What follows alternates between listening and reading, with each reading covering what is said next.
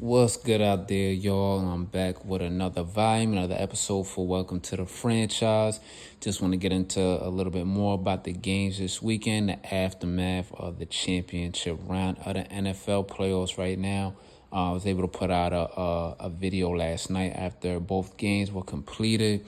And then I just want to talk a little bit more about some of the stuff I wasn't able to get to in this volume from the last episode I was able to put out, and just talk a little bit about what I've been hearing, just running into people talking and, some fans of the game, fans of the teams just talking. And then, of course, a little bit of some narratives, just a bit of what you're hearing in the media and everything like that. So, with that being said, let me get straight into it for y'all. I want to start, of course, with the biggest game of the weekend. And we all knew it was going to be another legendary classic, going back and forth with each other. And that's with Kansas City and the Buffalo Bills. This was a great, game to watch once again, as I did previously say. It was a great chess match to watch. You know what I'm saying? From the beginning of the game, basically through the end of the game, had some points in between where both offenses looked a little bit, I wouldn't say stagnant, but kind of slowed down a bit. But it was still fun to watch. I want to get into this part right here also, which, of course, with everyone that watches the games, and, it looks like there's a lot of Chiefs fatigue out there with them being the newest dynasty now.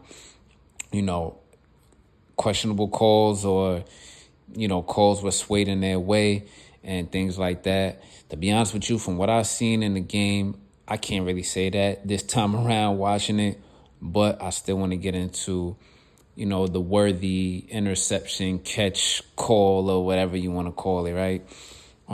So from initial thought, when that ball was thrown and you seen how the play was transpiring, I thought that the rookie Cole Bishop intercepted it. He was in the air. He had great positioning.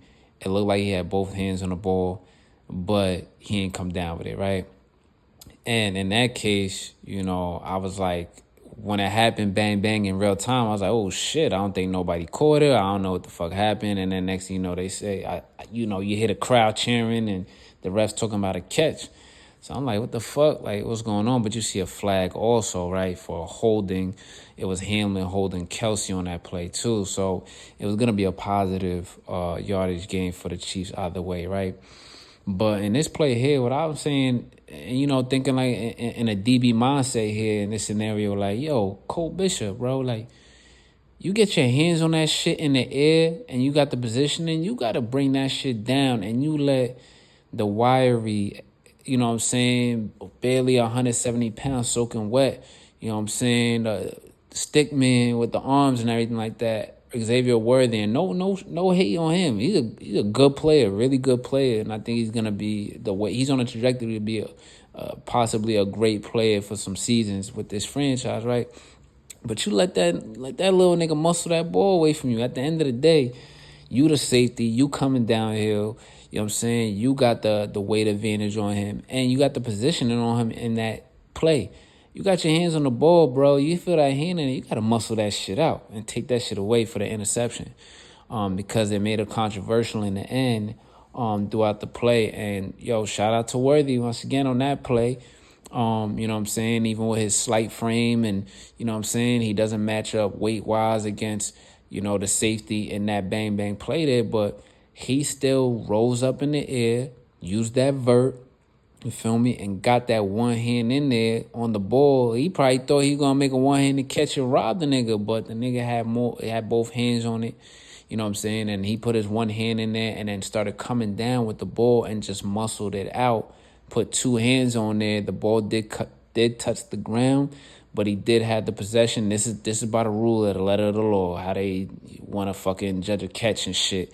In the last 5, 7, 10 years, whatever you want to call it, nobody really knows what the fuck a catch is anymore, right? But if you have control of the ball with two hands, like it's not moving around, meaning fumbling around or sliding around in your hands or in your arms, you have control. Looks like you have firm control of it, and it touches the ground, it can still be ruled as a catch, which when you saw everything in slow motion and Worthy had both his hands on it, you know what I'm saying? And it did touch the ground a bit, and he came down with the ball on his back and more in his arm and in between his elbow and his bicep. over Bishop, Ty's always going to go to the offensive player. You know what I'm saying? You know that. Everybody knows that. You know what I'm saying? Ty's always going to go to the offensive player. So, hey, it was a little iffy and everything like that with the standing call on it. They challenged it, or it was challenged by the refs or whatever.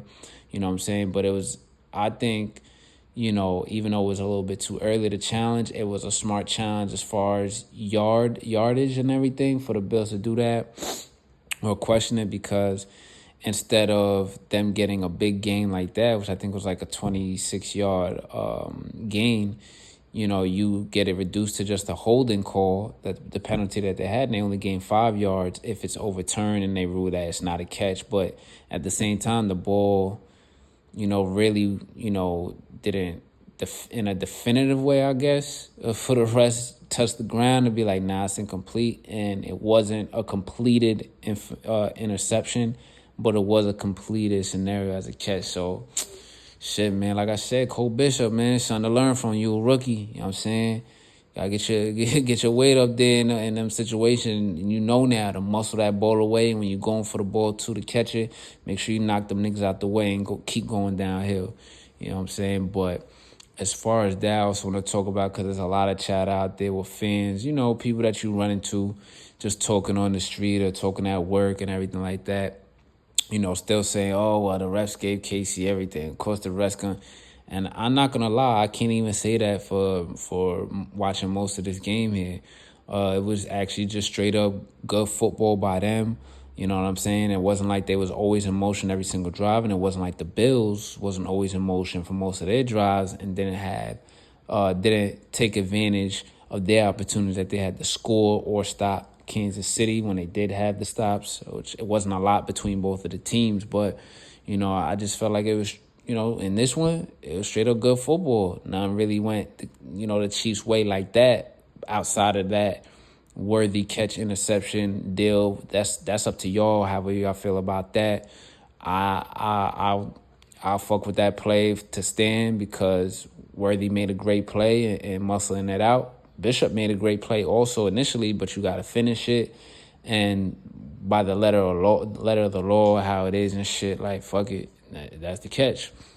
But I actually want to say what I did see is was that the third quarter or the fourth quarter? It felt like there was about 4 calls or something. It just felt like at one point there was mad calls that were really going more in the Bills, favor. So if anything, the Bills got some calls that I felt also a little questionable and a little like, all right, like, the fuck is going on here and shit. You know what I mean? But that's what I have to say about that. The Bills had their chances. Not gonna lie, there was some points in the game where I was like, yo, it looked like the Bills is really gonna take it here. But, I'm gonna get into next now. I believe it was the last drive of the third quarter, and both of the drives in the fourth quarter for Kansas City, where they wasn't fucking around. They came out and was not fucking around. You know what I'm saying? And you could see it. And it was fun to watch. I won't lie. It's actually fun to watch. You could see it in Mahomes' demeanor, in his face, how he was running the drive, running the offense. He's like the ultimate competitor, the tenacity and his competitive energy in those drives. You know what I'm saying? From Mahomes to even, Kelsey, just like I said yesterday, being that guy to get in the other team's head. You know what I'm saying? Everybody needs that in-your-face guy, or the junkyard dog, or the flying ointment, the monkey in the wrench guy, whatever you want to call it. And Kelsey was doing that even though he only had 2 catches, kind of putting some of them niggas on the other side off they square. And even the defense, after mainly the fourth quarters when Spags started getting in his bag too. And the players, they were like, all right, we know what the fuck we got to do. Let's take it up a notch here. So that was really fun and impressive to see. And, echoing on top of that, running into some people today and hearing what everyone's saying in the chatter and stuff, right? I hear a lot of, some people was telling me today that, Andy Reid is like the fucking Zen master, the Phil Jackson of this shit with this football stuff. And I'm like, damn, that's kind of a good little comp right there. Good little analogy and, good little take. But I thought the same thing, and I was saying the same thing last night. Wasn't able to get to it in the volume from last night, but I was saying this while I was watching the game, and I'm hearing everyone say this today. It's like this shit is like, and this shit was looking like MJ with the Bulls, and I'm saying it in a way where, like I said, how Mahomes was carrying himself in those drives where he knew it's a gotta have it drive. It was fun and impressive to see, like, oh shit, this motherfucker takes this shit seriously, and you could tell he wants to win and he wants it to be definitive that he's in control of this shit, not up to, any fluky things or, faltering on a drive and shit like that. Like, so it was fun to see just that execution, that efficiency, and that energy that he know he got to have, and he know he's going to execute. He know he's going to win this drive, win this next play, and on and so forth. And then the same thing for the Chiefs defense as well. They kept, the Bills offense was in motion. It was getting things going. Even at one point when it looked like the play calls got a little bit shoddy, and then the Bills started getting in motion again and moving down the field.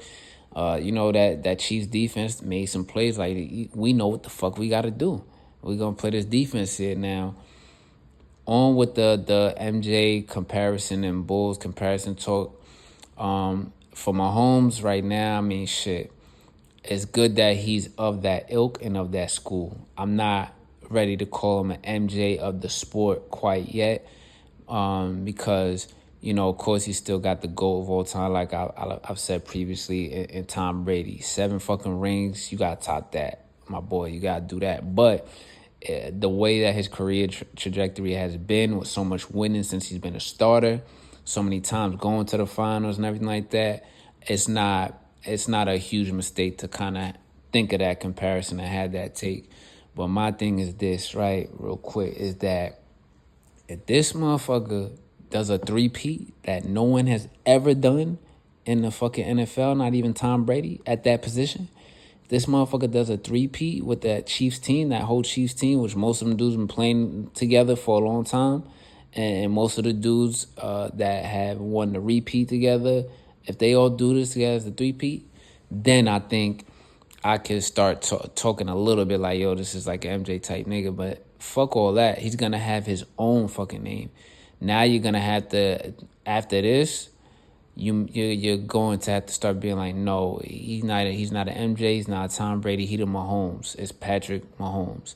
You know what I'm saying? And then, if he gets more rings or another three-peat or some shit, even another repeat, I'm not going to say that he'll be better than Tom Brady, but it's still, when it's all said and done, those talks are going to come. You're going to be like, nah, this is probably my favorite or my best GOAT that I ever seen.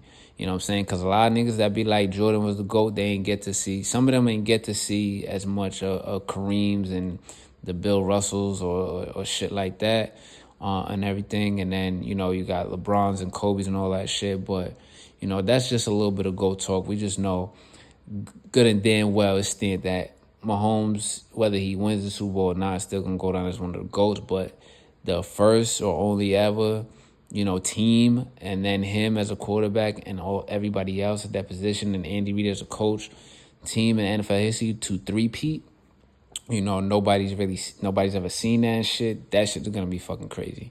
You know what I'm saying? It's going to have to be dubbed the CHIEF-PEAT. The CHIEF-PEAT three-piece right there. You know what I'm saying? They gave you a three-piece of championships, and, they the only ones to do it. But we're going to see still. It's crazy because I felt like in my lifetime, having to fucking live through the fucking Patriots dynasty, I felt like I seen them three-peat, but I'm mistaken. I seen them win 3 Super Bowls in probably a span of a decade, within the span of a decade, and I seen them repeat, but I haven't seen them three-peat, so that'll be pretty fucking impressive. As far as the Bills, more on that, I was kind of talking about it previously for a little second, but the Bills had the chance, man. The Bills really had the chance to really put them down, and like I said, I thought that, there was a few times in this game where I thought that the Bills, I said, oh shit, the Bills might really fucking have it. Like they might really got it. Now, one of the things that kind of I thought was a bad decision, kind of pissed me off, was when they did score I believe when they scored 16 and they made it 21-16, they kicked the field goal. Someone went off sides or there was a penalty or whatever on the Chiefs. It was 21-17. They take the points off the board to go for two. Now it's a 3-point swing now because you missed the 2-point conversion and everything. Now it's 21-16. Now it's a 5-point game. One of the things I've been seeing that's very that's been happening frequently and all throughout the whole playoffs for all these teams, going for the 2-point conversion too early. I get it. Everybody's trying to be on this shit like, yo, I'm going to let my nuts hang, put my nuts on the wood, this, that, whatever. I'm that nigga. Go for it on 4th down every time. Go for 2-point conversions. Like, yeah, fuck it. But, with certain teams, especially when you're playing a team as great and as well prepared and as well coached and is so well schemed, you know what I'm saying, can execute and real efficient like the Chiefs, you know what I'm saying, you want to also use some more tact as well. And I get it. It would have been 18-21. It's just a field goal game. But sometimes, and what I've seen more times than not throughout my time watching football is, especially in the first half, because I believe it was right before halftime when that happened, or it was still in the first half, you got to kind of just let the game play out and then see the complexion of how things are going to start looking more in between that middle to late third quarter to the fourth quarter. And then you can make those kind of you should make those kind of decisions. At least that's my thought process. My crazy self or my whatever dumb thoughts that I might have. But I think to me, I think that makes sense because now you miss the 2-point conversion. You made the field goal already, but now you took it away. Instead of it being a 4-point game, it's a 5-point game. And my mindset was, well, shit, even if you get the ball back again before the half or after half, and I think this is what ended up happening or whatever, right? You kick it, let's say you get stopped to a field goal. It's 19-21, but they just got to score a touchdown, and now it's basically still a 2-possession game now. And one of the things, especially with a team like this, you want to keep it a one possession type scenario for as long as you can. Now, what ended up happening, I believe, anyway, is that the Bills ended up scoring a touchdown and made it 22-21. Right? They went for 2 again, and this is the thing. This is my viewpoint on why you shouldn't do stuff like that, because now you got to go for 2 again to make up for missing for going for 2. So it's like you're chasing your losses because you're chasing your points now. So now it's 21-22 off of just a touchdown, and you have the lead by just 1. Now you want to push it to 3 so that they have to get a field goal, even though we know who the Chiefs are. These niggas more than likely score fucking touchdowns, and your defense is doing all right, but they not really stopping the Chiefs, Mahomes and the Chiefs, unless they stop themselves, right? They go for the 2, they miss the 2, it's 21-22. Still not a bad scenario because if the Chiefs score, they're only up 6 if they want to take 7. Obviously, if the Chiefs score, they're going to go for 2, so they have a full 7-point lead. You know what I'm saying? So they're going to execute their shit, which they execute at the right time, which is more in the second half, middle of the third, the fourth quarter-ish, part of the game, after seeing the complexion of the game, letting the scenarios play out, right? So what happens? The Chiefs score a touchdown, 26-22, right? 27-22, right? They go for 2, touchdown game, 29-22, right? Cool. Then we know what happens, whatever. Chiefs still score. Bills still score. The Curtis Samuel busted coverage, got left wide open. Cool. Tied up 29-29. So it's still saved that it still worked out for them and everything like that. But just imagine if they would have stayed on schedule and just took the 17, scored again, 24-21. Okay. Then you score again. It's 31, right? It's basically, it could be 31-21 or 31-28. You know what I'm saying? And you put the pressure on them. You can put more pressure on them and everything like that. And it's more of a one-possession game. It still ended up being like that anyway. You know what I'm saying? So it's probably not a big fucking deal that I made of it doing that whole scenario and shit. But it's like those 3 points right there, you know what I'm saying? It's basically like you took 3 points away from yourself when it was 21-16, kind of in a funny, weird way and everything like that, because, that margin right there. You know what I'm saying? Because you wanted to go for 2, you took your point off, now you got 16 in a 5-point game. So it's a little bit of a factor in the game, but we know that the main factor really was that last drive there, and which I thought was some shoddy play calling. And like I said, I thought the Bills a few times in this game had a chance to really take it. I said, oh shit, the Bills. And this is where the shoddy play calling came in on that last drive there. On that 2nd and 10, I want to say it was, or 2nd and 11, they call a screen pass or a quick throw out to Amari Cooper to the sideline so he could run about 4 or 5 yards. That ain't it. That ain't it, kid. You know what I'm saying? I think that Joe Brady is a good OC. I think he's going to get better as he keeps doing this thing. He's definitely going to be a hot candidate in years to come soon. But you got a lot of weapons. You got a quarterback with a big arm. Put the pressure on the defense, man. Put the pressure. Get them on their heels and shit. So I think that you're bailing them out, especially with a defense that has corners that can tackle. They tackle. Whether it's shoestring, whether it's wrap up on the leg, whether it's wrap up on the waist or a hit, or they bring in their weight with them, they can tackle. So I didn't like that play call. And to Amari Cooper, too, is still a capable receiver to hit you with a nice 8-yard in or a nice 6-yard slant. Or, you know what I'm saying, you get all the routes involved and see who comes open between Shakir and Cooper, you know what I'm saying, on the outside or something like that. But they opted to go with that. It's 4th and 5. And then we all know, like we spoke about and everyone's talking about, that beautifully schemed defensive play with the corner blitz by Spags. And, shout out to the whole defense, not just that corner that blitz, not just that DB that blitz, the whole defense. They lined up like they were 4 down linemen, like they were in a nickel, ready to just sit back and get in coverage, man up, or get in coverage and play a zone, but keep everything underneath and in front, you know what I'm saying, and have the safeties above to not get beat deep, you know what I'm saying. Everybody looked aligned just like that. And the way that the blitz came, even they replayed it and showed, I see the other players that were blitzing. I was like, damn, that's a ballsy-ass fucking play. And the shit that's crazy is a couple dudes were still open on that play. Dalton Kincaid, who should have made that catch. You know what I mean? He was open. They also said that if you look at the replay, Shakir was open in the swing. And I believe someone else was dragging across that might have been open as well.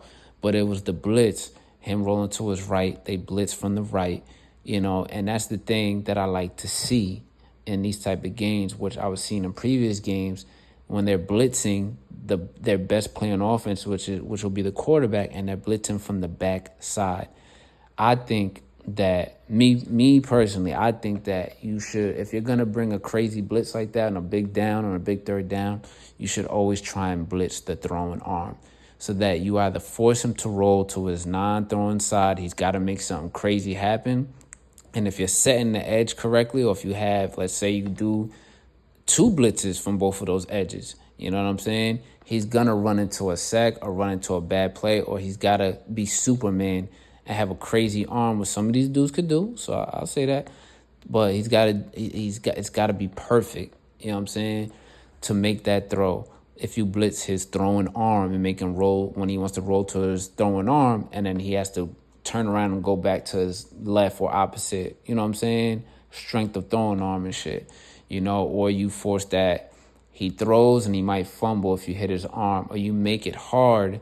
He doesn't. Not a lot of quarterbacks want to throw with their right arm when they get blitzed on the right arm. Someone's coming, because when they throw, they know their hand's going to get hit, could cause an injury, it's uncomfortable, all of that. You know what I'm saying? But there are some plays where quarterbacks do get it off still, but I think that was a great scheme, because my thinking is you want to always blitz that quarterback's throwing arm instead of the backside blitz all the time. Because you were seeing niggas like Jaden Daniels and all these other quarterbacks throughout the playoffs just run away. Like, oh, you going to blitz me from my backside, my left side? I'm right-handed. I could just throw in the runner. I'll just run away. So that was a great scheme by Spags doing that. Great execution by the defense. But like I said, shoddy play calling on the Bills there. They should have executed a lot better, more efficiently on that drive. I think in drives before, they kind of had the Chiefs defense on their heels with the run game. Fucked up a few play calls with their version of their tush push and being short. Yes, I'm still gonna stand on it. The line judge was right. He was short. If you look at it from the side that they showed again in the replay where Allen's back was showing, he was short from his momentum. He didn't get that first down. But when you have guys like Cook, you got Dawson Knox, you got Kincaid, you got Shakir, there's so many things that you could scheme up and do that are a lot smoother and can have the defense thinking, damn, I don't know what the fuck they're going to do. With a Josh Allen also, could also run out of the shotgun instead of doing the tush push or do a RPO or RPO pass. You know what I'm saying? That could have had the Chiefs defense really scared there. But they opted to do those 3 or 4 plays and ultimately got what they got. But still shout out to Josh Allen, though, because he still got the fucking throw off. He still got the throw off and with a good target where the person he's trying to get to could have caught the ball. You know what I'm saying? So they just lost that play. And so shit, tough. But, hey, I want to hear all that shit that motherfucking Lamar be getting and everyone else be getting for not beating Mahomes. Just like I said, Allen got a lot more. It got just as much to prove as Lamar and the rest of the dudes that haven't beaten Mahomes or won a Super Bowl yet. He's got just as much to prove, so I want to hear all that shit. I want to hear a bad ball. I want to hear the receiver shouldn't have dropped there. I want to hear all that shit. You know what I'm saying? Because he had a good game yesterday, but he has to do more. And in the beginning of the game, it didn't look good. He looked a little shy, a little nervous. But I was like, it's Josh Allen, though. So that nigga going to find a way to pull some shit out of his ass. But he should have had 3 picks in the first fucking quarter. He should have had that. And there were some throws throughout the game, too. It was like, what the fuck is you doing? Or it just seemed like, okay, if there's no Shakir, if there's no tight end open, if we're not running the ball, just throw it on a fade route to Coleman, and that's it. Nah, man. That quarterback, Josh Allen, is too talented, and they got so many other pieces you got to worry about to do that. It worked a couple times with Mac Hollins. Mac Hollins on the touchdown shit, so cool. But you got to put more pressure on that defense like that. It's a really good defense, though. Really good defense, so you want to try and challenge them, put a little bit more pressure in your scheming and how you want to execute the plays a little more. That's just what I think. But now moving along here, already spoke about a little bit Mahomes possibly being the new GOAT and everything, but shit, let's flip it to the other side now. Who executed really well? Jalen Hurts. He actually showed off that, he can make them lit throws and hit them passes and showed up the capabilities that of what he could do in the passing game like he's shown before. And he needed to do that in this game, which is great to see. And what I got to say about that is he better come on that same type of time in the Super Bowl. And Sirianni and them niggas, they better come with the same type game plan in this game if they want to win this Super Bowl. They're going to have to do that. And another big thing, too, that's going to be fucked up for the Chiefs defense and had them off they square and had them a little bit off balance is a big new factor in this game is fucking Saquon, who is the Eagles MVP and is basically, if you really want to talk about it and shit, is probably the league's MVP. But they ain't giving that shit to anybody. It's not a quarterback, which is some bullshit. I think that shit needs to change. It's 2025 now, going and beyond. But that's a whole other conversation for another day that I definitely want to get into. But that's the new big factor here. Saquon is in this game now. It's not going to be exactly like the game from a few years ago. Not saying that the running backs didn't do their thing in that game because I don't know. We'll have to check back on the stats and the film on that. But I know Jalen Hurts did his thing in the running game. They did their thing with the tush push. They did their thing in the passing game. I believe the running backs probably got involved more in the passing game, but it doesn't matter. Today's 2025, and you got Saquon Barkley, the best fucking running back in the league. You know what I'm saying? So that's the big motherfucking factor. And it's not just about, I think that the Eagles to really fuck the Chiefs up in the head on defense, it's not just about using him in the running game because they're going to start getting ready for that and key into that. As long as they don't give up the home run or the big play, I think is what they're going to be coached on. Is, you know, they should try and do a little wrinkle with him also in this game in the passing game. They should really try and do that shit to really throw the Chiefs off and everything also. But if the Chiefs could keep them out of third and shorts, fourth and shorts, you know what I mean, keeping them second and longs, which will really, really be hard to do, the Chiefs will have a chance to stymie that offense. But that's the big fucking factor here. And like I said, Jalen Hurts, he gotta have that. He gotta come on that same type of time as he was against the Commanders, and they better come with the same type of game plan because Jalen Hurts, also in his own right, is a GOAT, not on the level as Mahomes, but this is a guy that has national championships, has played in big games in college, you know what I'm saying? Played in big games, obviously in the NFL. He's been in the Super Bowl before. He's back again. He's played in big playoff games. He showed that he's a leader and he can make them plays and everything like that. But now he has to prove it more with his arm as well, even with the running game and him running and everything like that. Put it all together. And he going to be one of them dudes that you're going to be talking about as well. Going back to it, it's both of these defenses, big game for them. I honestly, listen, I like the Chiefs scheme. I like their players, you know what I'm saying? I like how they put it all together, strength and numbers on that defense. That's how they play the game. It's a whole unit. Same thing with the Eagles defense, as I said also, with the reserves and the backups and the dogs at every level. But I'm going to give the edge. I got to give the edge right now to the Eagles defense. I think that they are better from top to bottom than the Chiefs defense right now. They got great corners. They got great slot corners. They got great reserve safeties. They got great starting safeties. They got they got good linebackers. You know what I mean? That people weren't thinking about. And when the Kobe Dean going down, Oren Burks gets busy. They got a great defensive line. They got great defensive line players in the reserves and the backups. So don't get hurt. The Chiefs, they have a great defense as well. But if they have to dig deep in any reserves, God forbid anyone gets hurt in the game, but it's the Super Bowl, so usually somebody gets hurt in the fucking game. Usually a key player on defense. Never fails, you know what I'm saying? But God forbid, let's hope it's a very clean game and no one gets hurt in this Super Bowl, right? For entertainment purposes and, of course, for health purposes. We don't like to see that shit, right? But, I give the edge to the Eagles defense. And just right now, I give a little bit of the edge, knowing football and seeing how they've been executing. I give the edge to the Eagles right now because of their offense. They got that tush push. How the fuck is the Chiefs gonna stop that? You know what I'm saying? Their strategy needs to be on defense. They better.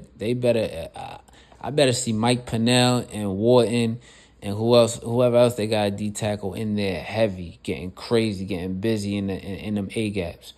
You know what I'm saying? Because they got to stop that tush push. Their receivers are amazing.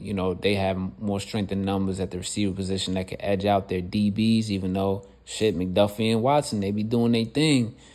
They really do. But, the other DBs that they have, Shamari Connor, Najee Johnson, everything, they got to come too. They got to bring their weight in this game.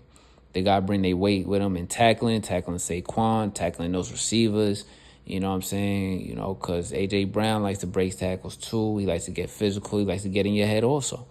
So it's going to be fun and interesting to see. And, that they got to come with a very strong strategy and game plan. I really wonder what Spags is going to be putting in their mind throughout the next couple of weeks and installing and everything with the philosophy on how to stop these guys, because it's going to be crazy. Like I said, the biggest new factor is Saquon, and how the fuck do you stop that, man? You know what I'm saying? And then Jalen Hurts, if he going to be throwing the ball like that and on that type of time, you got to worry about that too.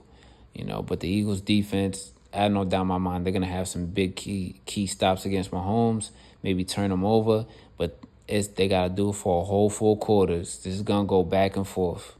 but they got to do it for a whole 4 quarters because I know what the Chiefs and Andy Reid and them is going to be doing to install some new shit with a different wrinkle on how to exploit their weaknesses and shit. And honestly, I think this is probably the biggest Super Bowl, to see Andy Reid and Mahomes overcome, because this is, I think, out of all the Super Bowls, besides the one where they did play the same team, the Eagles, and the Bucks where they lost, this is the best defense that they're gonna fucking see. So if they overcome this shit also, and seeing how they do it, it's gonna be really fucking impressive if they pull it off. And I'm just gonna wrap up with this and saying this also, saying that I think the Eagles had the edge a bit, and with Jalen Hurts, also if he's able to execute like he did in this game, shit. If the Eagles win this Super Bowl, pull off the upset, which they should on paper, and the way they've been executing and how they're built and how they play the game and the game of football. If they win this shit, I'm gonna say it right here. Like, if they win this shit and pull the upset, they should be a dynasty. They should be on their way to start building a dynasty, because who's fucking with them really in the NFC? Everybody in the NFC is good also, right? But this is where they should start putting their stamp in there, because all these guys that's on the Eagles as well, they've been playing with each other for a long time too. And they still have some key players that are young, but they had the veteran experience now. They have the metal, knowing what it's like to lose in the Super Bowl, lose in the NFC Championship a few times, lose before even having a chance to get back to the NFC Championship. You know what I'm saying? But they got dogs all over, young and experienced and veteran, So if they win this one, they should start being the next, franchise built as a dynasty. I wouldn't be surprised if they're able to rattle off a repeat or rattle off at least 3 within the next 5 to 7 years. They should be able to if they start with this one. But it starts with this one. Got to win one first. You feel me? All right, so with that being said and everything for right now, I'm going to wrap this one up with volume 19, episode 19 of Welcome to the Franchise. Anybody that's listening out there, I appreciate it. If you're not, if you just, seeing what kind of bullshit being said out there along with this video, that's cool too. But other than that, enjoy all your sports media, sports takes. Enjoy the sports throughout the week. A lot of good basketball games going on and everything. And also, enjoy tapping into Unrivaled, the Women's League. They've been doing their thing. And definitely enjoy right now, since we got 2 weeks. And it's sad that football is going to be over soon. Definitely enjoy tapping into any content with mock drafts, draft season, prospects, all of that shit. If anybody actually does pay attention, want to make a comment, let me know about some prospects to look at and shit. Put that shit in there with a comment or whatever too. But other than that, y'all out there, be easy and enjoy the sparks. Have a good one.